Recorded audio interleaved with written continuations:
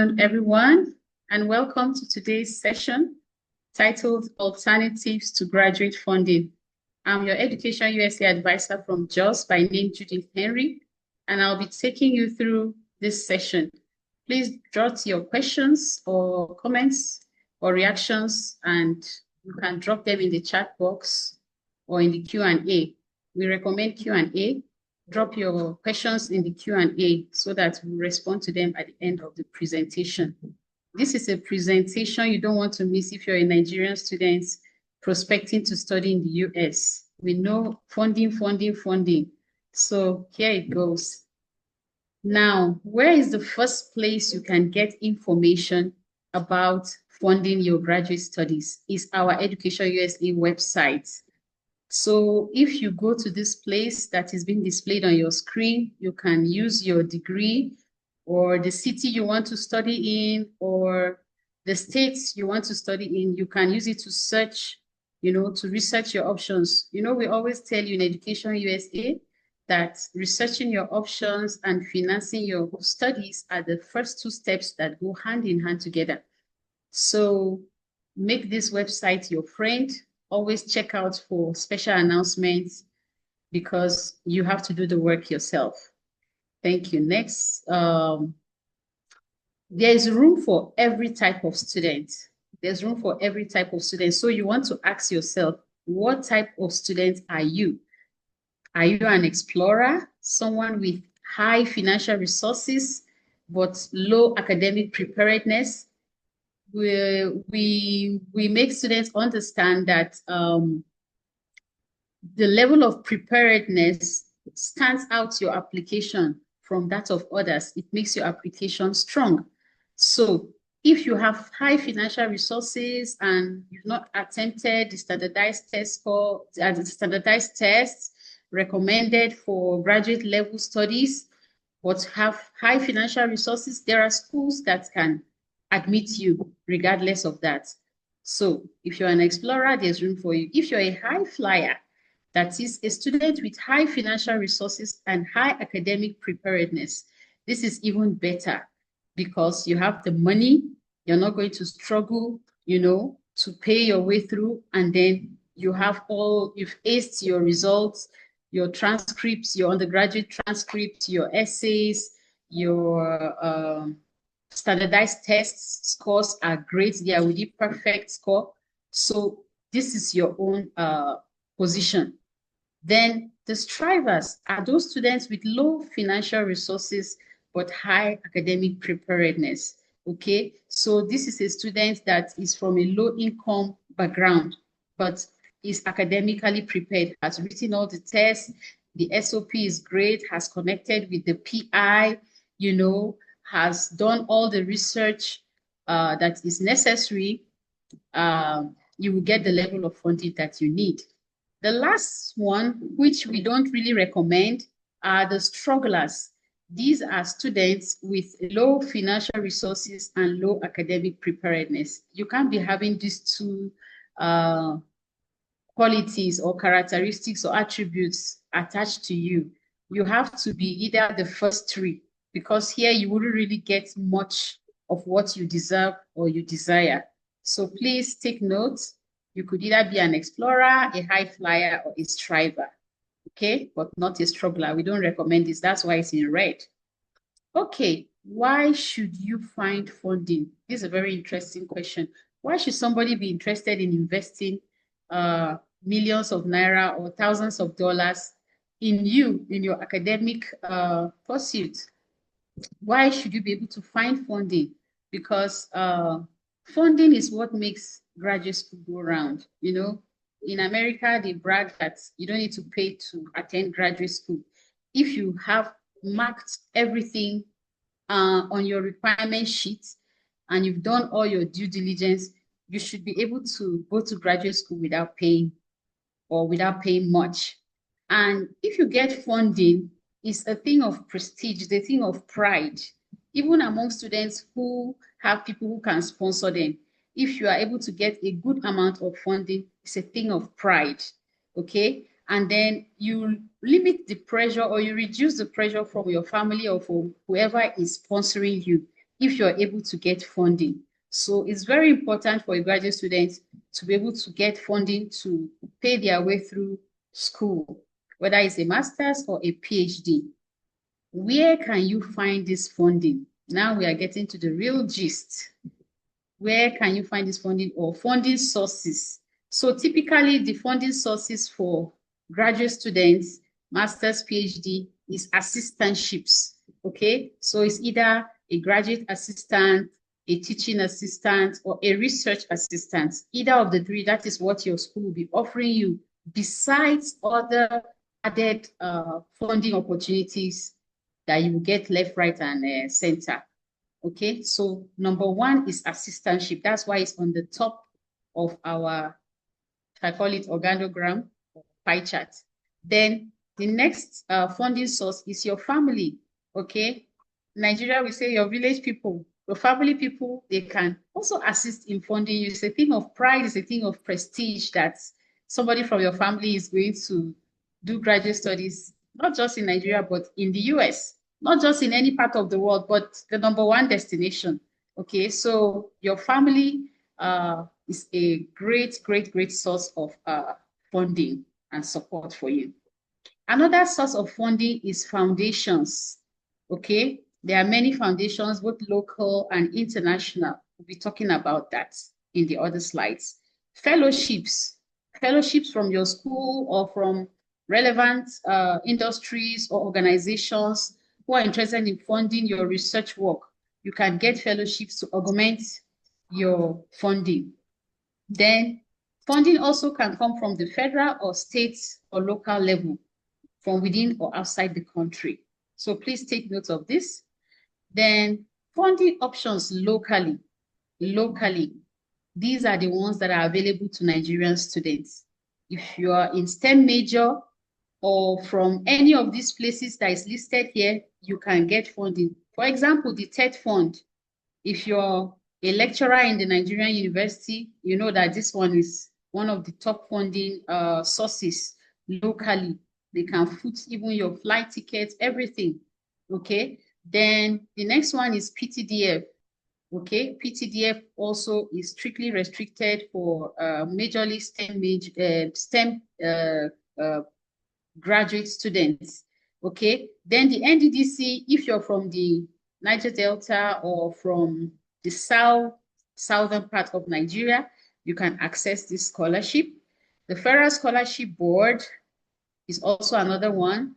Then the Fulbright program limited in Nigeria. You can get more details from the US Embassy or Consulate in Lagos, the Embassy in Abuja, Consulate in Lagos.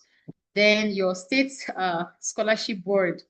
You know, we have state scholarship boards. You can access them for any level of funding they can give you as a graduate student intending to study in the US. All right, so we've done local funding. Now we are looking at funding outside Nigeria. The first one is the Grants Register, published by Palgrave Macmillan.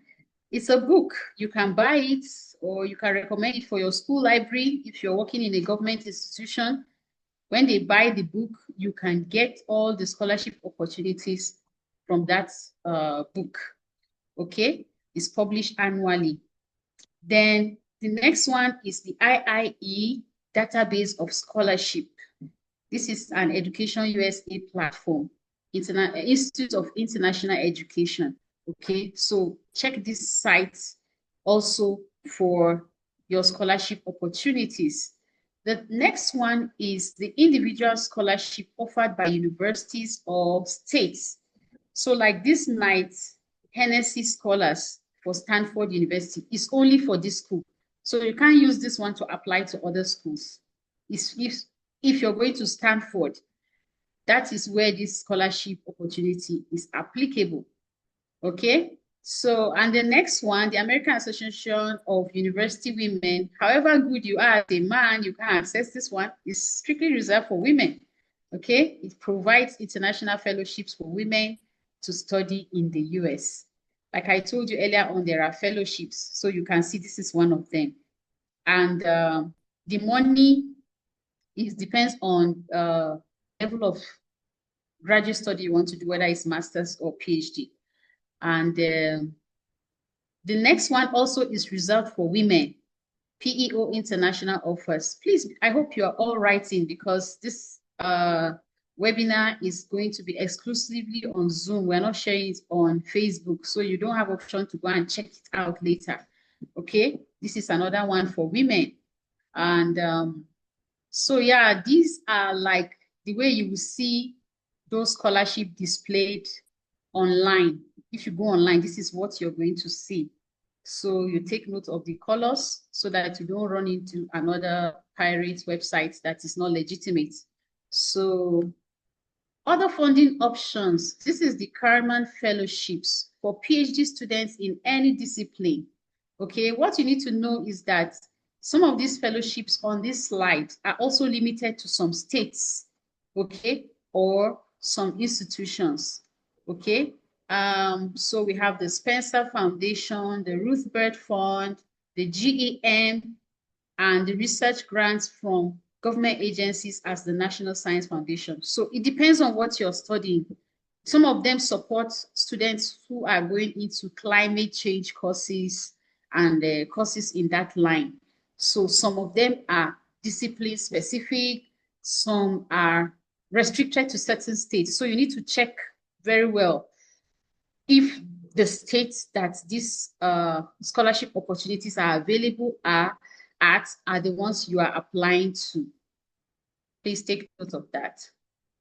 Now, other levels of funding again, like this PhD, Google PhD Fellowship Program is for people who are in the computer science or related disciplines, okay? So when you finish, you have option to do OPT or CPT in Google or other related organizations. So Google PhD Fellowship is for computer science-based discipline, the engineering part, the hardware part, and whatever.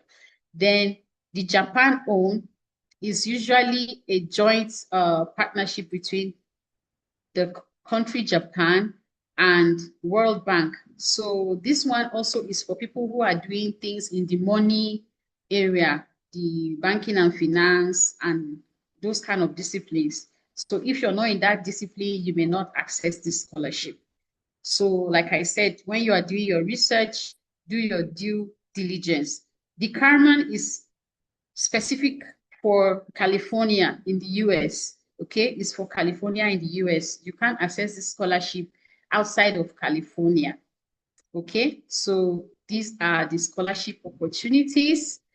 I'm taking time to pause a bit so that you're writing down or finding a way to remember this presentation. Okay, so having said or having discussed the different scholarship opportunities available, I mean, as a graduate student who is very prepared, you should find something. You should be able to find something. This is a lot we have given you. It's a lot we've given you. So the application cycle, everything has when the application portal opens and when it closes. So typically, most of them are yet to open. So you would shine your eyes, as we say in Nigeria, okay? You keep tabs on this, okay? So most fellowship and grants competition for graduate students have deadlines. So opens from September and runs through March, every admission application cycle. So, and like I said, it takes 3 to 6 months for the funders, those who are giving us the money now, to review the application and make a decision and also get back to the candidate, okay? And once a candidate has been notified that he or she has won an award, it may also take another month or 3 months for the candidate to be able to activate the award. So please take note of these timelines so that you don't stress out or you don't keep writing unnecessary emails back and forth.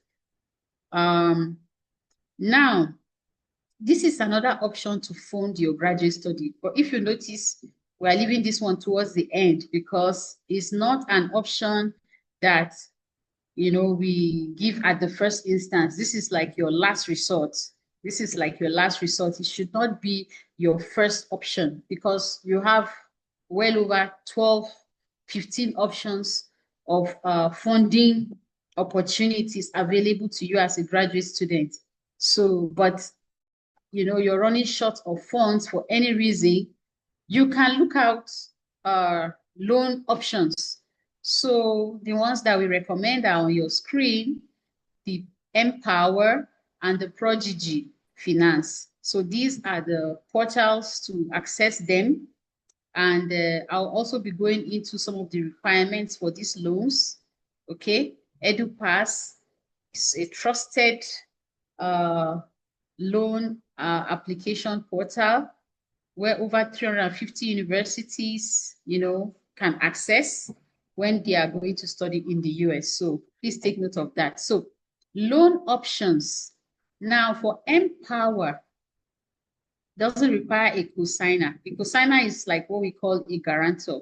Okay, so you don't need a cosigner for the Empower. That's good news, right? And also no collateral, is required. Then the Prodigy Finance is also a bit similar.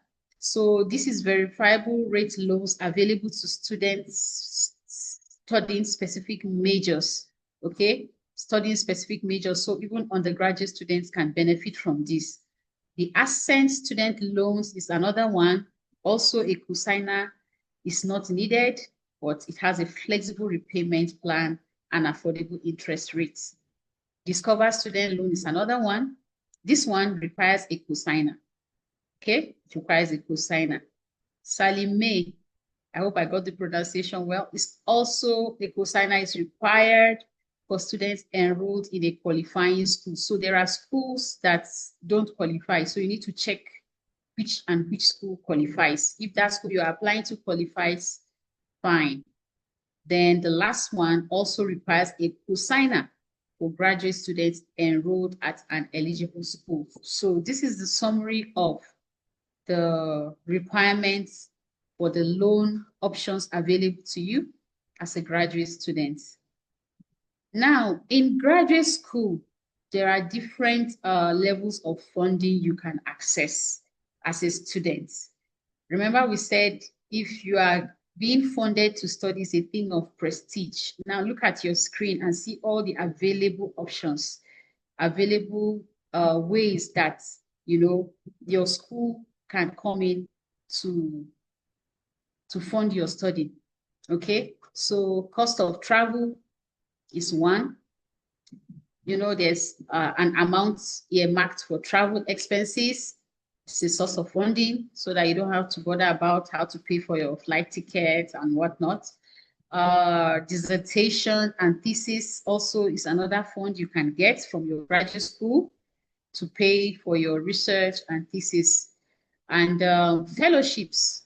There are different fellowships available by endowments, NGOs, and even alumni of the school. Okay, so you do your due diligence and research that when you get there.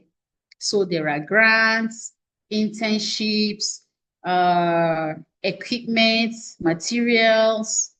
If you're doing research and the equipment you need is not even in the school, it can be bought, because research and development is top in schools in the US. They don't play with research and development. Anything that will bring about innovation and bring solution to our everyday problems, especially in the STEM fields, the school will go all the way for a candidate or for their research lab.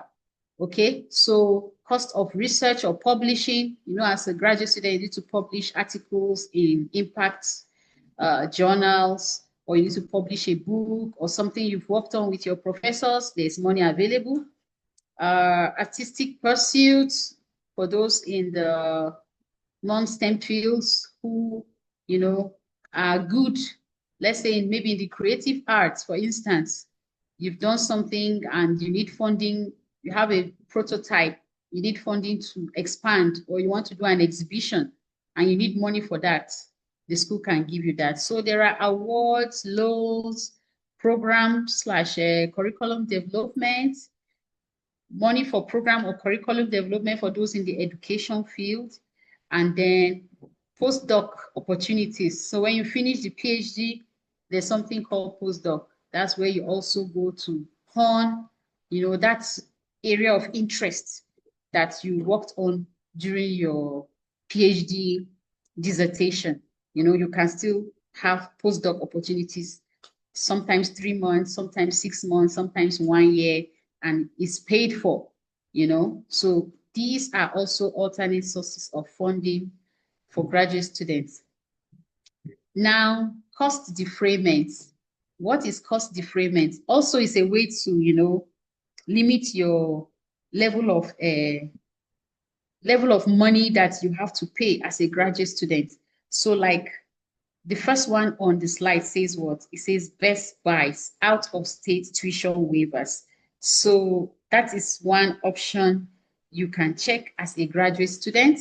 You can get tuition waivers as a graduate student. So check out for that. Anything that will reduce your cost of attendance, total cost of funding, make sure you research into it. Okay, the second one says on-campus jobs. On-campus jobs. So as an international student, you're restricted with 20 hours per week, but there are different on-campus jobs in the library, in the dinings, in the room, in the hostel, what we call hostel, the accommodation, room and board. All these are options where if you work, some money is taken out from your total cost of attendance. You can also share a house if you're staying off campus with other graduate students. That's another way of reducing your cost of attendance. Then summer internships. Summer internships, another great opportunity to, augment your work and get money and also learn as well. Now, graduate forums. If you're a graduate student prospecting to go to the US, you need to be on these platforms because this is also a minefield. These are different minefields where you can get information about funding, about you name it. So the first one is the Grad Cafe, Reddit, the famous one, LinkedIn, ResearchGate. On ResearchGate, you can also share your research work that you have published or even unpublished works. You can share your research work. So for more visibility, for more partnerships with colleagues, students from other parts of the world, or other professors who may be interested in what you are doing. Very, very important. You must at least 3 or 4 of these forums you must belong. Okay. Other popular websites for funding opportunities. As you can see today, we are giving you so much information you can't find anywhere. You can't find this information anywhere except in EducationUSA Nigeria. Okay, so as a graduate student, whether master's or PhDs, the first one says mastersportal.com, phdstipends.com, for icu.org, and the list goes on and on and on. It's on your screen. Please write these popular websites down. Take note of this so that it will make your graduate dream, your graduate study less cumbersome, because when the money aspect is sorted out, you've sorted out almost 70 or 80% after you get your dream school. Okay, now self-reflection. This is a time to say the truth to ourselves, to be honest with ourselves. Okay, what level of preparedness have we put in to be able to attract all these opportunities that we've shared with you today? Okay, do you have what it takes to pursue funding at the graduate level? Because it's not for the faint-hearted. So many requirements here and there, evaluations. If you've attended other sessions, you know the requirements. So you have to ask yourself, and you have to be honest with yourself. if you have what it takes, okay? Then if you don't have what it takes, what can you do at this moment to increase the competitiveness of your application to get funding at the graduate level? So you need to find out, is it to volunteer more? Is it to publish more? Is it to look out for what is novel in your area of study or your discipline? Is it to volunteer at a very reputable firm that is related to your area or your discipline? So you need to answer this question. What can you do to increase, your competitiveness to get funding? Then how can you invest differently in yourself? What can you do differently? Have you attempted the standardized test? That is the English language one and the one that tests your quantitative and aptitude reasoning, your cognitive level of thinking. What do you need to do differently that you have not done, to put your best foot forward? This is what you should be asking yourself at the end of this webinar, because if you're a student coming from this part of the world, you know that you need some level of funding, if not a good level of funding, to be able to, pursue your graduate studies with ease in the US. So we have come to the end of the presentation for today, and we are ready. Myself and my colleagues are ready to answer your questions. If I